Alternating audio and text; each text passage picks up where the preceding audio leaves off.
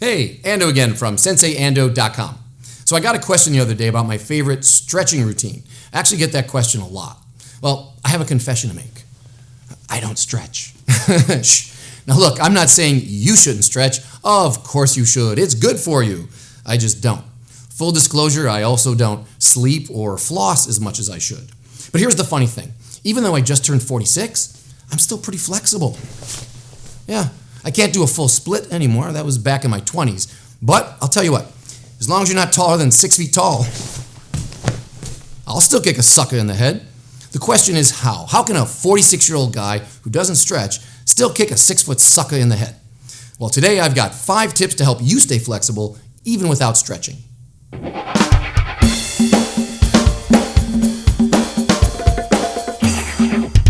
Tip number 1, ABC. A, always. B, C, conditioning. Always be conditioning. Always be conditioning. Think about it. If you want to kick someone in the head anytime, anywhere, well then you should be conditioning all the time and everywhere you go. You can't just go to class 2 or 3 times a week, stretch out 5 minutes here, 10 minutes there, and expect to be doing full splits like Jean-Claude Van Damme. Speaking of JCVD, I heard him in an interview once, and he said even when he's waiting in line at the supermarket, he's flexing his glutes. Don't worry, I'm not going to demonstrate that. Or how about ballet dancers? They're incredibly flexible. Well, I used to know a ballet dancer who would sleep in a butterfly stretch. That's not so bad. No. On her belly. Ow. No, that's just stupid. Yeah, that's a bit much. I'm not telling you have to go sleep in a full split.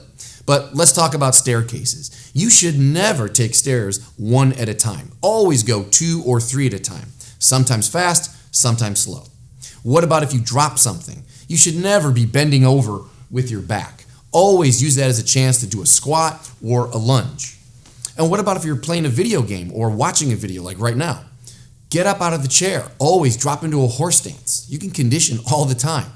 If you have to use a chair, well then how about this? How do you get up and down from a chair?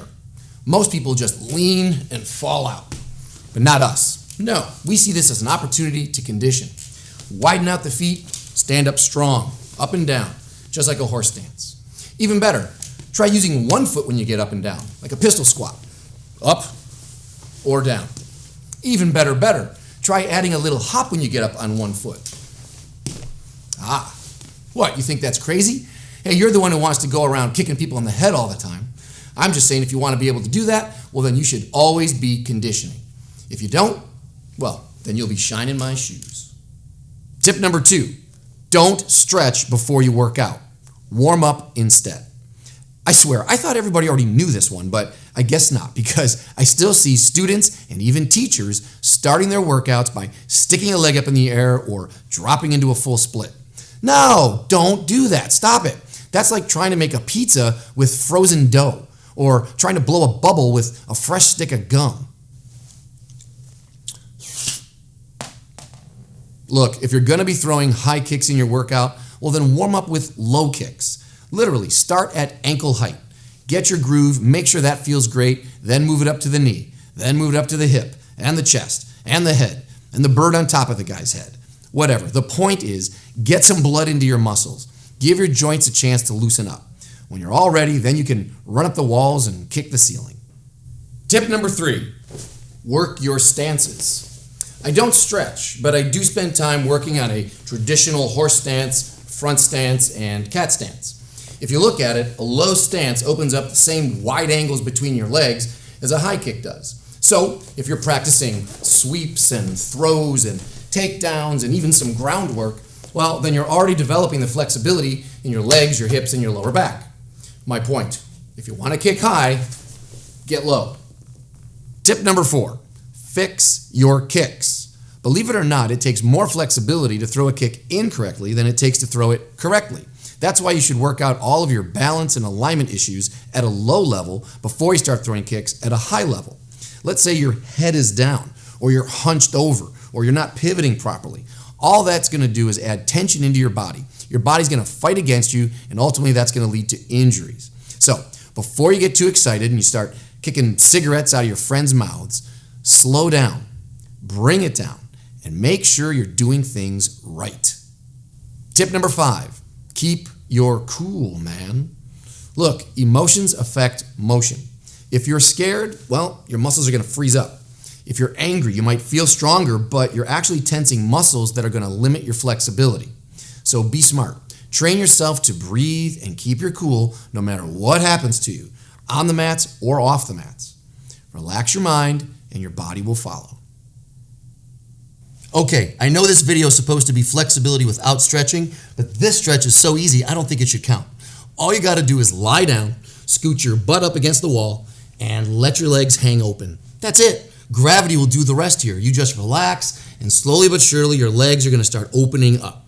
This is a great lazy man stretch. I used to do this one all the time after Taekwondo class. I was already warmed up. I'd go home, do a protein shake, turn on the TV, hit the wall, and then just chill. Usually I would chill too much and I'd fall asleep. A half hour later I'd wake up and not be able to move, but I would be more flexible. Now, you'll notice that this stretch is going to be focused on the inside of your thigh or your groin muscles. So if you want to do a variation of this, all you got to do is put your butt up higher, right? And all I'm going to do is hold my body up straight, and then same thing. I'm just going to let my legs hang open. By putting your back straight, now you're focusing more on your hamstrings. Now, obviously, this is putting some pressure on the neck, so do this at your own risk. Be very, very careful with this. If you fall asleep in this position, well, you may never wake up. But this stretch is such a good one, I thought maybe you should give it a try. And those are your tips. Always be conditioning. Warm up. Work your stances. Fix your kicks. And keep your cool. One more thing. Don't be in a hurry. If you're yelling and screaming at your body to give you a full split today, it's just going to fight you. Instead, be gentle. Ask your body nicely for a little more flexibility every day, and I promise you'll be kicking suckers in the head in no time. If you like these tips, hey, don't miss the next one. Hit subscribe, and for even more great stuff, find the link to sign up for my free email updates list. Until next time, keep stretching beyond your limits, my friend, and keep fighting for a happy life.